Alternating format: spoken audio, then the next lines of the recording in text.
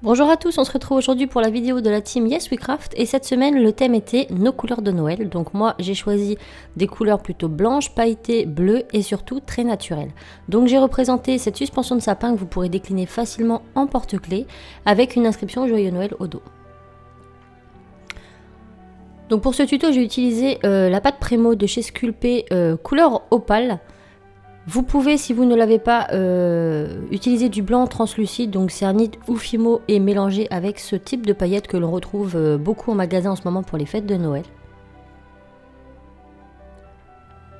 J'ai également utilisé du blanc, du marron et du caramel. Quelques outils de coupe, lame scalpel, rouleau et un emporte-pièce rond de 4 cm de diamètre, ainsi que des outils de modelage, dotting tool, bull tool, pic, etc. J'ai également utilisé de la fimo liquide et du vernis fimo, des paillettes et une petite inscription Joyeux Noël de 4 cm de diamètre également, ainsi que du cordon suédine. Donc on va commencer tout de suite par la pâte Prémo, donc j'en profite pour vous faire une mini revue vite fait, parce que c'est la première fois que je l'ai utilisée. Donc la pâte Prémo en elle-même est très bien, très malléable. Par contre les petits, les grosses paillettes à l'intérieur sont assez particulières. Donc ça a une texture pâte d'amande moi je trouve. Donc voilà pour mon ressenti. Donc vous étalez cette pâte assez en bonne épaisseur, 1 cm ça ira. Ensuite on vient avec l'emporte-pièce créer notre cercle. Et là vous allez voir que la paillette en fait ça a du mal à se déchirer. Donc on retravaille légèrement les contours. Et on frotte un petit peu pour enlever l'excédent de paillettes qui aurait pu... qui pourrait nous gêner. Donc ensuite on vient réaliser un colombin, donc assez épais quand même. On l'étale bien et on va venir l'aplatir avec notre rouleau.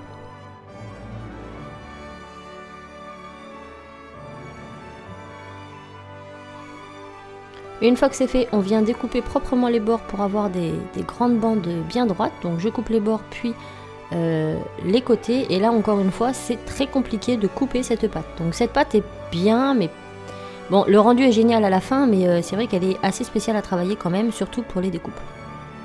Donc là vous allez voir que les paillettes viennent se coincer, et du coup vous voyez ça fait pas quelque chose de net, c'est assez dur à couper avec une lame en tout cas.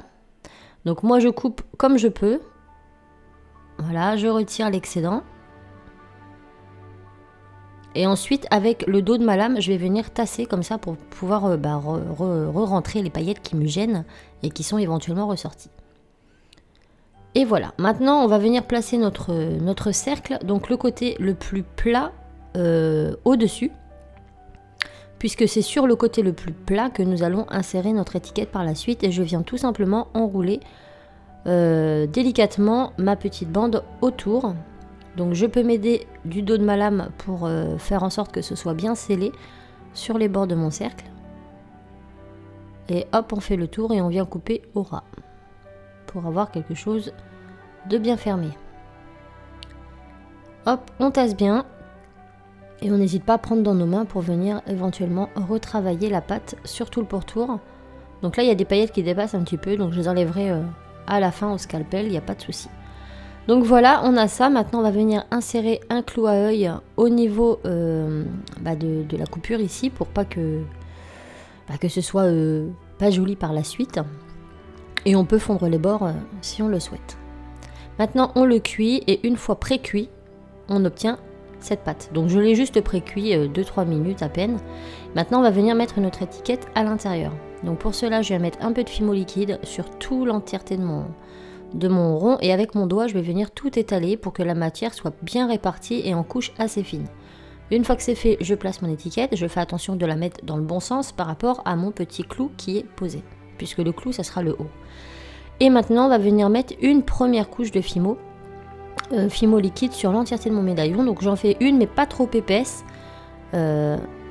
parce que voilà. Donc à la fin le résultat va être assez givré, pas trop transparent, parce que j'ai mis une seconde couche très épaisse. Si vous voulez quelque chose de plus transparent, procédez par plusieurs étapes, c'est-à-dire plusieurs fines couches à chaque fois, que vous recuisez ainsi de suite. Maintenant je viens mettre quelques paillettes et je remets tout ça au four. Une fois sorti du four, vous le passez sous l'eau très froide pour faire ressortir la transparence de la fimo. Et maintenant, moi j'y vais carrément sur l'épaisseur. Voilà, je mets une grosse quantité de fimo, je remplis tout mon cercle de fimo. liquide. Si jamais vous voulez quelque chose de plus transparent, dans ces cas-là, vous refaites plusieurs étapes de fines couches de Fimo et le rendu sera transparent. Là, pour le coup, je voulais quelque chose de givré, donc hop, on passe au four et on obtient ça. Donc c'est pas totalement transparent, mais je trouvais que ça allait très très bien avec le type de médaillon. Et maintenant, on va s'occuper de la décoration de derrière. Donc pour ma part, j'ai décidé de faire une étoile en bois, très grossièrement réalisée comme on a l'habitude de voir en période de Noël, parce que voilà, les matières naturelles sont des matières que j'aime beaucoup utiliser en cette période de l'année. Donc je vais réaliser 2 étoiles. Donc je coupe tous mes petits colombins de la même taille, donc il ne faut pas qu'ils soient plus grands que votre cercle. Ensuite, je viens arrondir les bords, puisque là je les ai coupés et du coup c'est droit. Et je vais confectionner donc 2 triangles, tout simplement.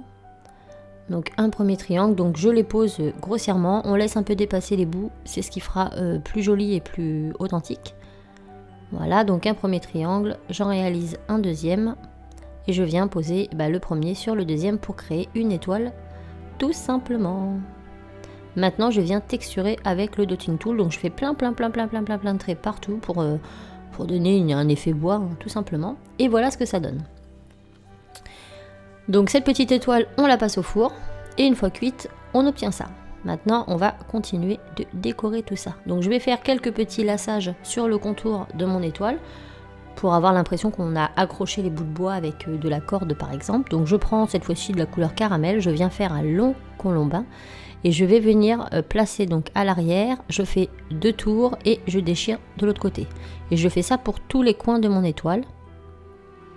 Donc vous faites ça très grossièrement, s'il y a des côtés plus fins, c'est pas grave, c'est ce qui fera le côté plus authentique des matières premières comme le bois, comme la corde, etc. Voilà, donc j'enroule tous mes coins.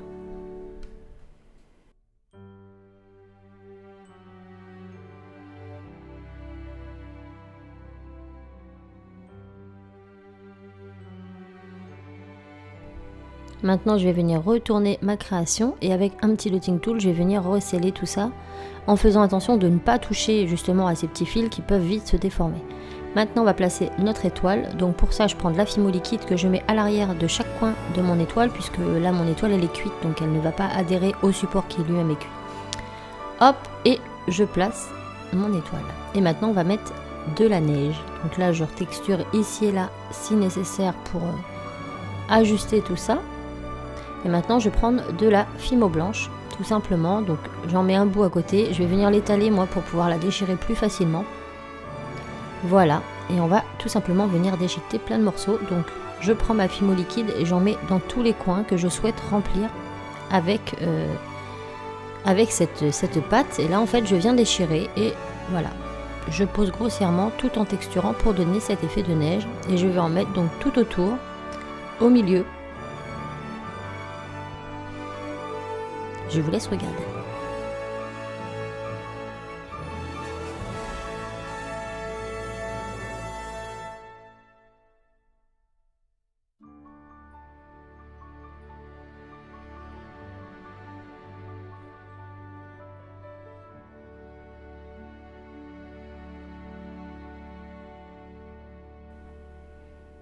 Donc quand j'arrive au milieu là, je vais réétaler en fait avec un ball tool et je vais venir découper avec mon scalpel un petit cœur. Donc je voulais tout simplement faire un petit esprit cœur creusé dans la neige pour pouvoir voir apparaître la couleur de l'opale en transparence en dessous. Je trouvais ça beaucoup plus joli.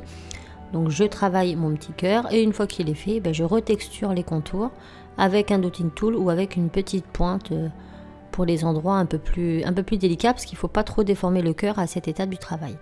Maintenant, toujours avec mon aiguille ou mon cure-dent, je viens reprendre un petit peu de neige et je vais en mettre ici et là un peu partout sur mon étoile, puisque je trouvais que ça manquait de neige sur l'étoile. Et comme je suis quelqu'un qui a du mal avec les symétries, du coup j'en mets sur toutes les branches parce que je trouvais que là c'était trop vide, donc j'en ai rajouté sur les autres branches. Mais bon, là encore c'est vous qui voyez hein, la déco, vous pouvez très bien mettre de la fausse herbe, vous mettez ce que vous voulez. Moi je vous donne ce que moi j'ai fait, après libre à vous d'agrémenter ça à votre guise. Et maintenant on repasse au four.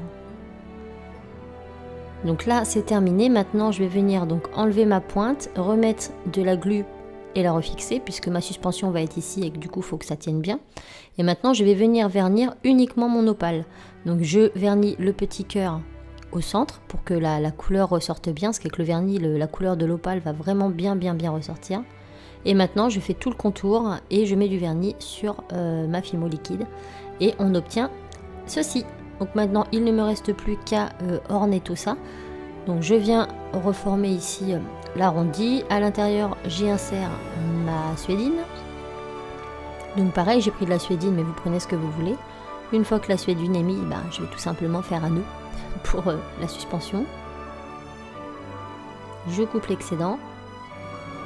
Et ensuite, je vais venir coller le petit cœur, le petit nœud que j'ai fait, toujours avec la même suédine. J'ai fait un nœud tout simple avec cette suédine. Et je vais le coller en fait sur le cordon du dessus là. Comme ceci. Donc je mets de la glu derrière et en 2 secondes ça tient. Donc je le tends bien et voilà, mon petit cœur, ma suspension est terminée. Donc j'espère que cette suspension vous plaira. Vous pouvez bien évidemment décliner ce type de création en plein de choses. Vous pouvez mettre à l'intérieur mon premier Noël, papa, maman, faire n'importe quelle déco. Vous pouvez les mettre en porte-clés ou en suspension, c'est vous qui voyez. Moi j'espère que ce petit tuto vous aura plu. Je vous dis à très vite dans un autre tuto. Ciao!